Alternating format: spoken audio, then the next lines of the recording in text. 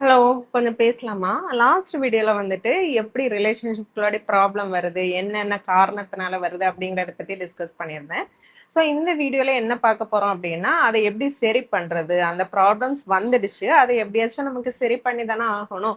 அதுக்கான ப்ராக்டிசஸ் தான் பார்க்க போறோம். நீங்க அந்த வீடியோ பார்க்கலன்னா பார்த்துட்டு வாங்க. ஏன் அப்படின்னா, அதுல வந்து ஏன் வருதுன்னு சொல்லியிருப்பேன். ஸோ அது தெரிஞ்சாதான் உங்களுக்கு எப்படி சரி பண்றதுங்கிறத கத்துக்கிறதுக்கு ரொம்ப யூஸ்ஃபுல்லா இருக்கும். ஸோ இந்த ப்ராக்டிஸோட பேர் வந்துட்டு ரீகனெக்ட் லவ் ஜேர்னல். நம்மளோட பழைய அந்த லவ்வை திரும்ப ரீகனெக்ட் பண்ண போறோம். அதுக்காக ஒரு ஜேர்னலிங் பண்ண போறோம். அதனால இதோட பேரு ரீகனெக்ட் லவ் ஜேர்னல். ஸோ இதை எப்படி பண்றது அப்படின்னா, ஃபார் உங்களுக்கு யாருக்கு பேர் போட்டுக்கோங்க, அந்த பர்சனோட பேரு. ரிலேஷன்ஷிப் உங்களுக்கு ஹஸ்பண்டா, ஒய்ஃபா, ஃபாதரா, மதரா, உங்களோட கிட்டா, இல்ல சிப்ளிங்ஸா, யாருக்கு வேணாலும் நீங்க பண்ணிக்கலாம். நெக்ஸ்ட் வந்துட்டு இன்னையோட டேட் போட்டுக்கோங்க. ஃபார் எக்ஸாம்பிள் இன்னைக்கு நீங்க அந்த ப்ராக்டிஸ் ஸ்டார்ட் பண்ண போறீங்கன்னா ப்ரெசன்ட் டேட் போட்டுக்கோங்க. இது யாரெல்லாம் பண்ணக்கூடாதுன்னு சொல்லிடுறேன். இப்போ for example husband and wife இருக்காங்க, பிரிஞ்சுட்டாங்க, ரொம்ப நாளா பிரிஞ்சுதான் இருக்காங்க.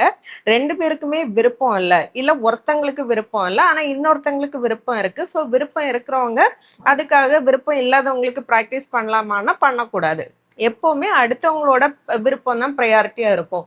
ஸோ அவங்களுக்கு விருப்பம் இல்லாம நீங்க அதை புஷ் பண்ணி இழுக்கும் போது இந்த ப்ராக்டிஸ் ஒர்க் ஆகாது. 2 பேருக்குமே பிடிக்கும். ஆனா ஏதோ ஒரு பிளாக்னால நீங்க இப்ப அந்த மிஸ் அண்டர்ஸ்டாண்டிங்ல ஒரு மாதிரி அந்த சிச்சுவேஷன் நல்லா இல்லை. அதுக்காக தான் இந்த ப்ராக்டிஸ் பண்றது. இது மற்றபடி யார் வேணாலும் பண்ணிக்கலாம். நீங்க அம்மா அப்பாவுக்கு இல்லை யாருக்கு வேணாலும் பண்ணிக்கலாம். ஸோ இப்போ வந்து டாப் 3 ரீசன்ஸ் எதுக்காக நீங்க அந்த பர்சன் கூட அந்த ரிலேஷன்ஷிப்பை சரி பண்ணணும். அவங்கள நீங்க ரொம்ப லவ் பண்ணுவீங்க. ஸோ அது ஒரு ஃபர்ஸ்ட் ரீசனா இருக்கும். இதே மாதிரி டாப் 3 ரீசன் போட்டுக்கோங்க. நெக்ஸ்ட் வந்துட்டு ஸ்டார் போட போறோம். For example present state. இப்போ இந்த ப்ராக்டிஸ் தொடங்க போற இந்த டேல உங்களோட ஸ்டார் ரேட்டிங் எவ்வளவு கொடுப்பீங்க அந்த ரிலேஷன்ஷிப்புக்கு? 1 ஸ்டாரா, 2 ஸ்டாரா, மேக்ஸிமம் 5 வச்சுக்கோங்க. ஃபார் எக்ஸாம்பிள் இப்ப நீங்க பேசுறதே இல்லை, ஒரே வீட்டுல இருக்கீங்க, ஆனா எந்த கனெக்ஷனுமே இல்லை அப்படின்னா 1 ஸ்டார் போட்டுக்கோங்க. எதுவுமே போடலன்னா நல்லா இருக்காதுல்ல. நெக்ஸ்ட் வந்து இந்த ப்ராக்டிஸ் ஸ்டார்ட் பண்ணி நீங்க ஒவ்வொரு அந்த ப்ராக்ரஸ் செக் பண்ணணும் இல்லையா? ஸோ டோட்டலா 6 மந்த்ஸ் போட்டுக்கோங்க. First month, second month, third month.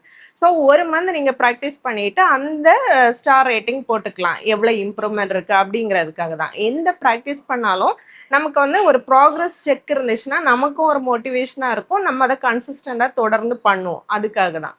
So இப்போ இந்த ப்ராக்டிஸ் எப்படி பண்றதுன்னு பார்க்கலாமா? ஓகே, இதுக்கு என்னெல்லாம் தேவை அப்படின்னா, ஒரு நோட் வேணும், ஒரு பென் வேணும், உங்களுக்கு 1 hour டைம் வேணும். இது 3 உங்களுக்கு இருந்துச்சுன்னா நீங்க இந்த ப்ராக்டிஸை எப்போ வேணாலும் ஸ்டார்ட் பண்ணிக்கலாம்.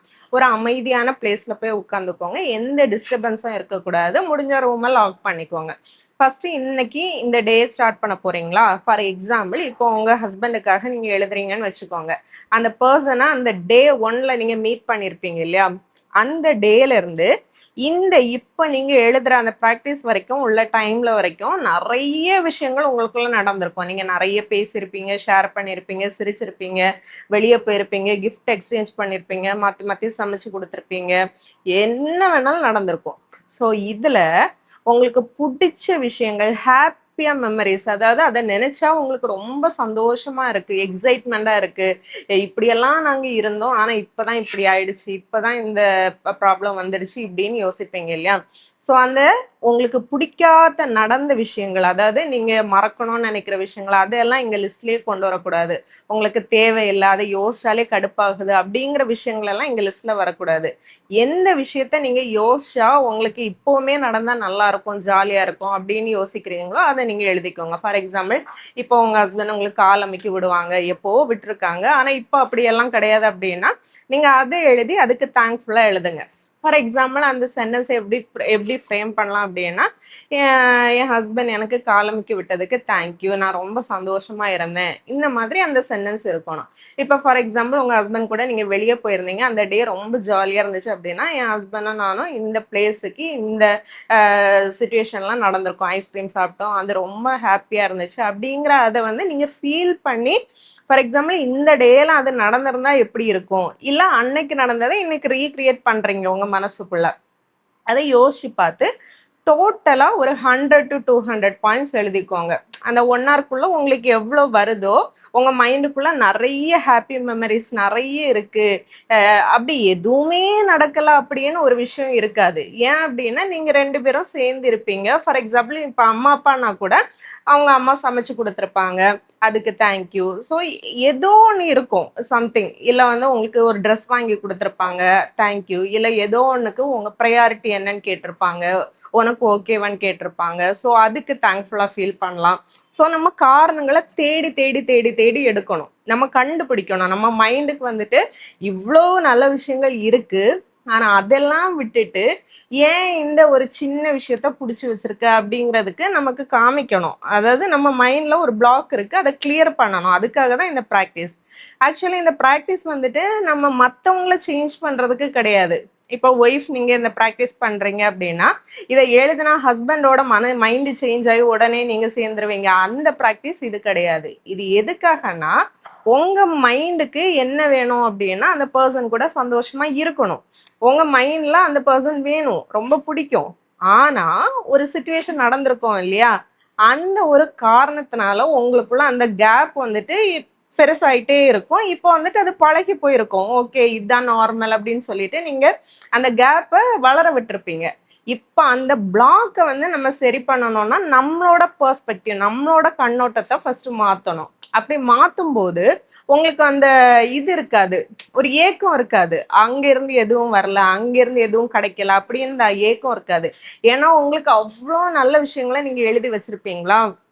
அப்போ அந்த நல்ல விஷயங்களை நீங்க தேடி தேடி தேடி தேடி எடுக்கும்போது அந்த சைட்ல இருந்தும் ஒரு நல்ல விஷயத்த நீங்க பார்ப்பீங்க. ஏன் அப்படின்னா நீங்க மைண்டை மாற்றும் போது உங்களுக்கு நம்ம எண்ணங்கள் தானே அட்ராக்ட் பண்ணும். இப்போ நம்ம என்ன யோசிக்கிறோம், அந்த எமோஷனாக கன்வெர்ட் ஆகி அது நமக்கு அட்ராக்ட் ஆகும். அதே தான் இப்போ நம்ம நல்ல விஷயங்களை ரீகலெக்ட் பண்ணிகிட்டே இருக்கும்போது நம்ம மைண்ட் அதை பார்க்கும்போது சிரிக்கும். அப்போ அந்த எமோஷன் நமக்கு மறுபடியும் அட்ராக்ட் ஆகும். அதுதான் விஷயம். ஸோ இங்கே வந்துட்டு இதை எழுதுனதுமே அவங்க மாறி நம்மக்கிட்ட உடனே வந்து பேசிடுவாங்க அப்படி கிடையாது. நம்ம பெர்ஸ்பெக்டிவ், நம்ம கண்ணோட்டம், நம்மளோட மைண்டை மாற்றுறதுக்கான ப்ராக்டிஸ் தான் இது. ஸோ இது என்ன பண்ணலான்னா 100 to 200 பாயிண்ட்ஸ் உங்களுக்கு எவ்வளோ வருதோ அதை எழுதிக்கோங்க. 200 விட ஜாஸ்தியாக இருக்கா எழுதிக்கோங்க. இல்லை எனக்கு மேரேஜ் ஆகி 1 இயர் தான் ஆகுது, இவ்வளோ பாயிண்ட்ஸ் எல்லாம் இல்லை அப்படின்னு வச்சிங்க அப்படின்னா உங்களுக்கு எவ்வளோ வருதோ மேக்ஸிமம் எவ்வளோ வருதோ அதை எழுதுங்க. எழுதி வச்சுட்டு அந்த டேவோட முடிச்சிருக்காங்க. இப்போ ஃபர்ஸ்ட் டே நீங்கள் ஆரம்பிக்கிறீங்களா, அதை எழுதி முடிச்சுட்டு விட்டுருங்க. நெக்ஸ்ட் டே 2ன்னு போட்டுக்கோங்க. இல்லை போடலனாலும் பரவாயில்ல.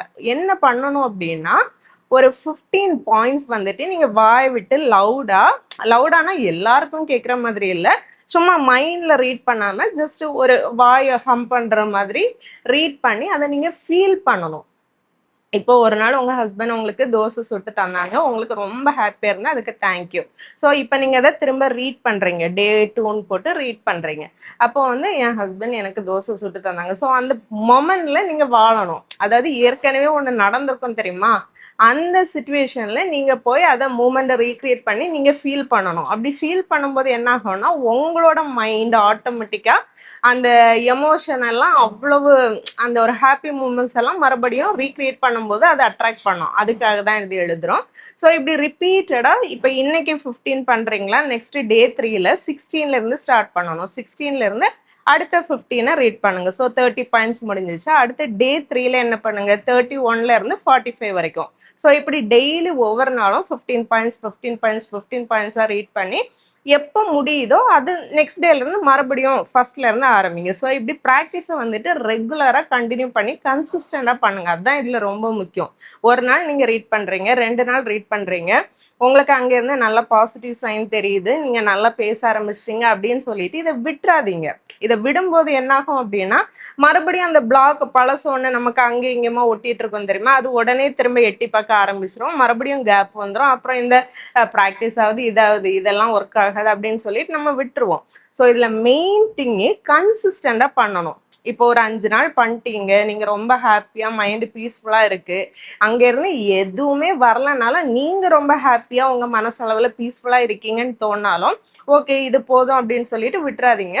ஒரு 2-3 மந்த்ஸ் நீங்கள் ப்ராக்டிஸ் பண்ணி பாருங்கள், உங்களுக்கு அபண்டன்டான ரிசல்ட் தெரியும். ஏன்னா இதுக்கு வந்துட்டு ப்ரூவன் ரெக்கார்ட் நான் இந்த ப்ராக்டிஸை பண்ணி எனக்கு வந்து ரொம்ப ரொம்ப ரொம்ப யூஸ்ஃபுல்லாக இருந்திருக்கு. அதில் நிறைய சேஞ்சஸ் நான் பார்த்துருக்கேன். அதனால தான் நான் சொல்கிறேன்.